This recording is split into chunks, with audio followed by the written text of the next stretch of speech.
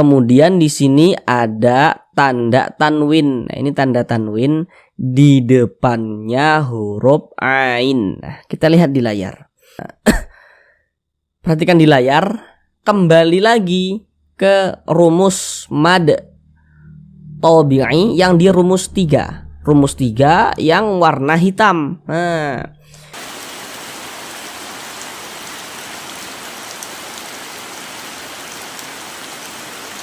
Assalamualaikum warahmatullahi wabarakatuh. Di sini kami akan berupaya untuk membantu saudara semuanya, baik yang lansia maupun yang masih muda, yang kiranya membaca Al-Qur'annya itu masih belum lancar, kemudian juga masih belum memahami ilmu tajwid. Maka di sini kami akan berupaya untuk membantu saudara semuanya supaya bisa segera lancar di dalam membaca Al-Quran, kemudian juga bisa segera memahami ilmu tajwid Al-Quran dengan mudah.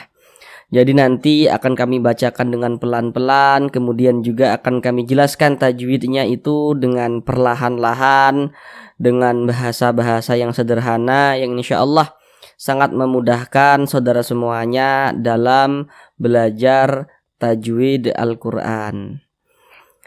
Kita kali ini masih melanjutkan kembali belajar mengaji Al-Qur'annya itu pada surah Yasin ayat yang ke-10. Nah, baik, langsung kita mulai belajar mengaji Al-Qur'annya. Surah Yasin ayat ke-10 akan kami bacakan terlebih dahulu dengan perlahan-lahan. A'udzu billahi minasy syaithanir rajim. Bismillahirrahmanirrahim. Wa sawa'un 'alaihim أأنذرتهم أم لم تنذرهم لا يؤمنون. Baik, mari kita bahas tajwidnya dengan pelan-pelan. Jadi nanti dalam pembahasannya ini kami menggunakan metode ya, yang di sebelah sini ya, yang di sebelah kiri nanti kami katakan huruf depan, yang sebelah kiri. Yang sebelah kanan nanti kami katakan huruf belakang, begitu. Ingat ya. Nah, beda ceritanya. Perlu juga kami jelaskan kalau nanti dalam penulisan Al-Qur'an, dalam penulisan Arab, maka yang depan itu, huruf depan itu adalah yang berposisi sebelah kanan, itu kalau penulisan Arab. Tapi di sini kan ranahnya kita membaca Al-Qur'an supaya mudah untuk dipahami. Maka di sini kami perlu ingatkan, kami buat yang huruf depannya itu yang kami buat sebelah kiri. Nah, kemudian huruf belakangnya itu kami buat ke sebelah kanannya supaya nanti mudah untuk dipahami, begitu. Wasawa, wa ini dibaca panjang. Nah, ini namanya adalah mad wajib muttasil. Nah, namun sebelum itu perhatikan dulu di layar. Nah, perhatikan rumus mad tabi'i ya, yang di rumus 3 yang warna hitamnya. Nah, jadi kalau kita mengaji Al-Qur'an berjumpa dengan huruf alif, ini huruf alif. Di belakang huruf alif ada harokat fathah. Ini baris satu ke atas ini harokat fathah atau tanda baca fathah. Nah, jadi kalau ada alif di belakangnya ada harokat fathah, maka huruf kalau letaknya itu persis di belakang huruf alif, kemudian dia ada harokat fathah, maka hurufnya itu dibaca panjang. Nah, Sehingganya wa kita baca panjang. Nah, wasawa begitu. Ini kan pada mulanya dia mad tabi'i. Mad tabi'inya tuh berjumpa dengan ini huruf hamzah. Nah, tapi dia dalam satu kata atau dalam satu kalimat. Nah, atau dapat juga dipahami karena dia bersambung dengan huruf hamzah ini dalam satu kata seperti itu. Nah, maka dia berubahlah namanya menjadi mad wajib muttasil. Panjangnya itu boleh 4 harokat, boleh juga 5 harokat. Wasawa'un alaihim, seperti itu. Kemudian di sini ada tanda tanwin. Nah, ini tanda tanwin di depannya huruf ain. Nah, kita lihat di layar. Huruf ain itu merupakan salah satu huruf izhar halqi. Nah, perhatikan yang di sampingnya itu ada nun sukun, ada tanda tanwin ya. Jadi tanda tanwin itu seperti yang kita lihat itu di layar ada 3 tuh. Nah, baris 2 di atas huruf, baris 2 di bawah huruf. Nah, yang satunya tuh yang seperti ini ya. Ini dhammatain yang seperti ini. Nah, jadi setiap ada nun sukun, setiap ada tanda baca tanwin, yang di depannya ada huruf-huruf yang di samping itu, huruf-huruf yang 6 di samping itu, maka hukumnya izhar halqi. Ini tanwin. Nah, di depannya nih. Nah, di depannya nih huruf ain. Karena huruf ain ini huruf izhar halqi, maka ini izhar halqi. Dibaca izhar itu dibaca jelas, tidak berdengung, pendek saja kita baca. Un ini kita baca jelas, nah, jelas, tak berdengung, pendek. Wasawa'un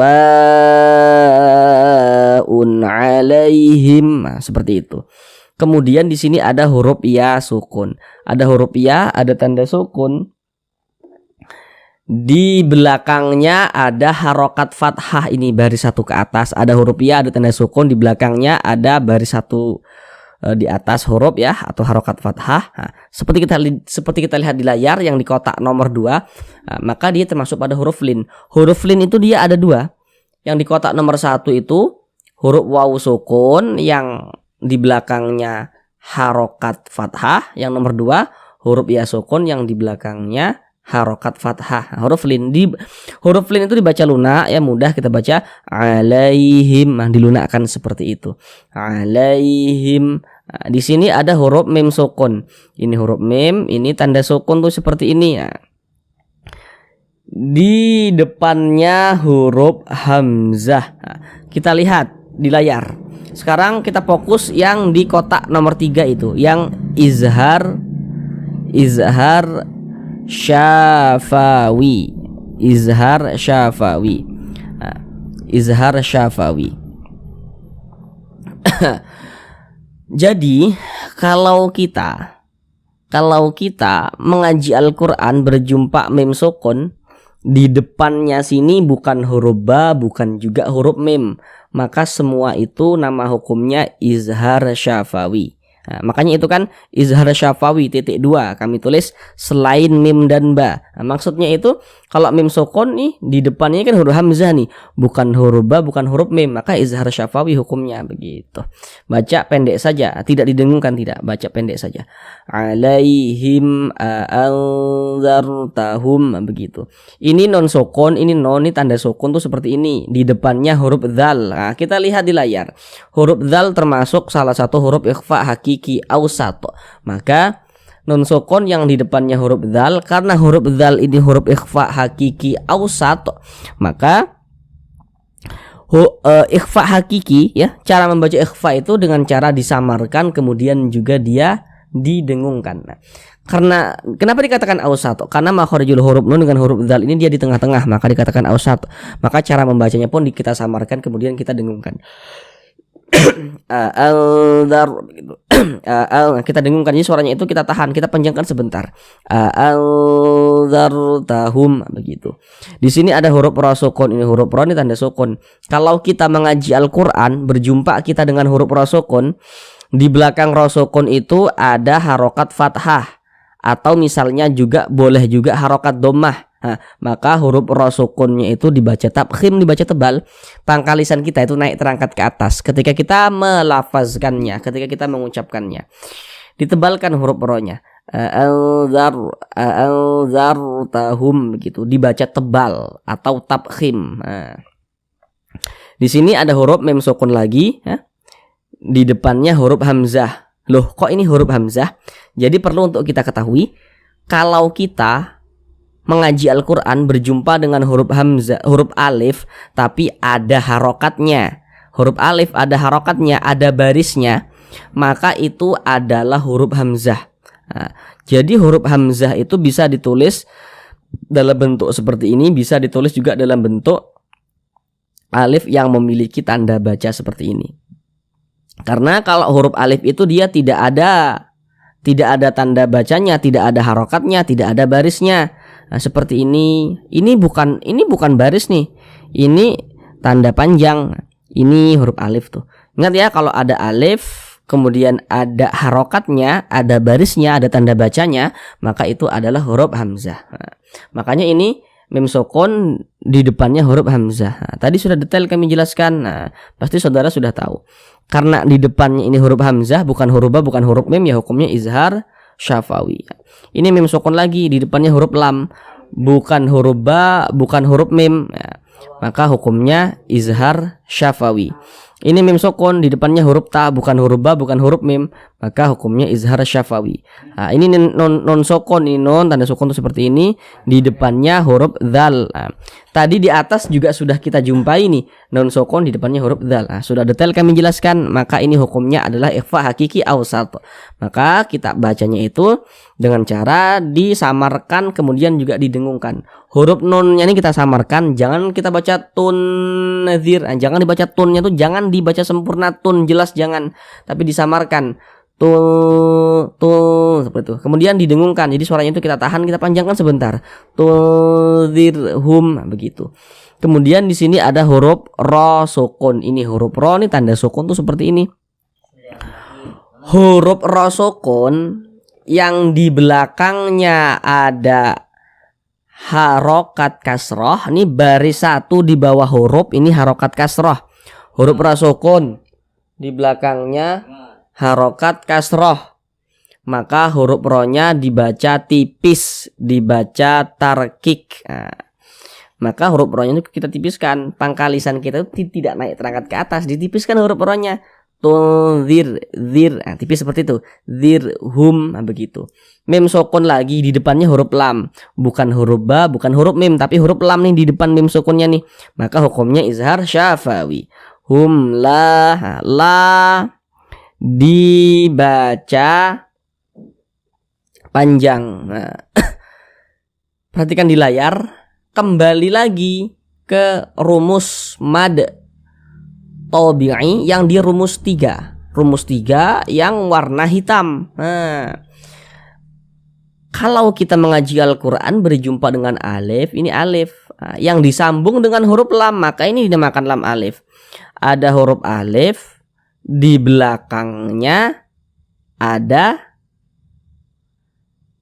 harokat fathah. Nah, karena ada alif di belakangnya ada harokat fathah, maka huruf yang letaknya itu persis di belakang huruf alif, kalau dia memiliki harokat fathah maka dibaca panjang, sehingganya la dibaca panjang.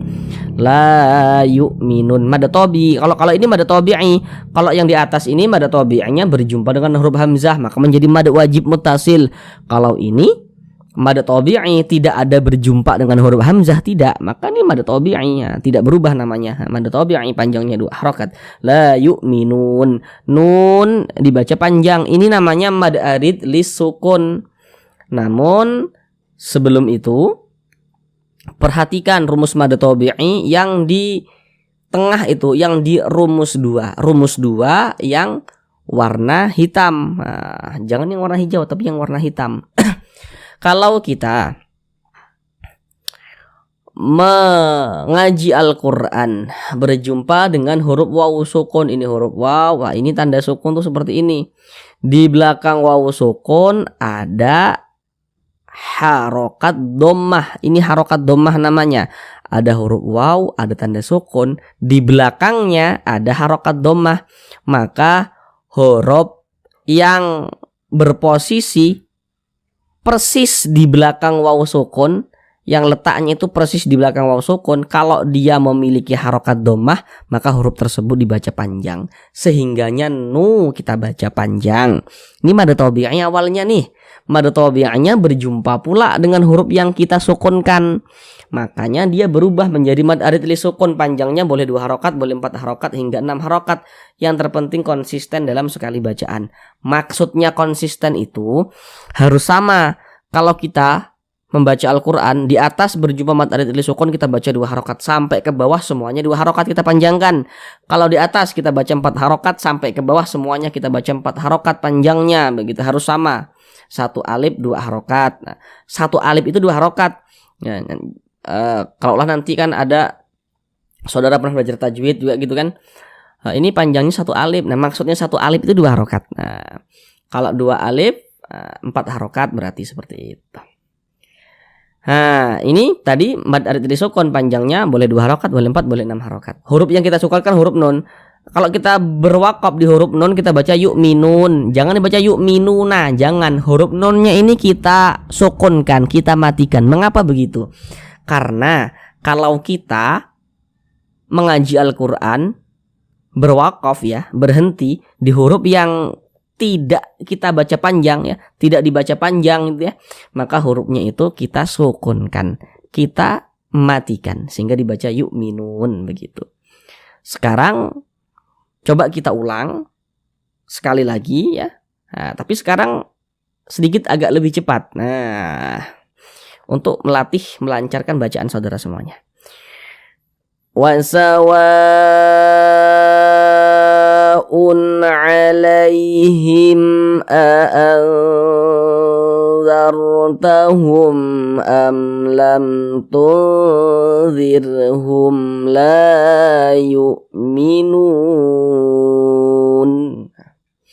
Kami doakan semoga yang belum lancar bisa segera lancar, kemudian juga bisa langsung memahami ilmu tajwid Al-Qur'annya dengan mudah.